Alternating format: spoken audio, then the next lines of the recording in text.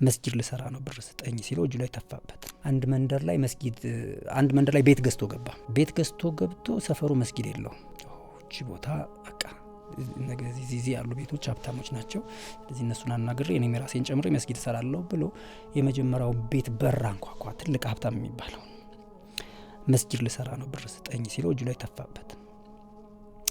ይሄ የኔ ነው ደግሞ ያለህን ስጠኝ አለው። እንዲህ አይነት ስነ ልቦና ከሌላችሁ ይህን ስራ ትጀምሩት። ማለት ባንተ ብስጭት የሚጠፋ ኸይር ስራ አለ፣ በሱ ትጠየቃለህ። እንዴት አባት ተፋብኛለህ ቢል ይሄ ሰውዬ ሊያወጣ የሚችለውን ነገር ያ ሰውዬ ደንግጦ በቃ እኔ ነኝ የምሰራዋል። ትግስቱ መስጊዱ እንዲሰራ አድርገዋል። እዚህ ሀገርም ይሁን የትም ቦታ ላይ እንደዚህ አይነት ስራዎች የሚሰሩ ሰዎች ሆደ ሰፊ መሆን መቻል አለባቸው። በተለይ ሲተኙ ደግሞ አፉ እያሉ ቢተኙ ኸይር ነው።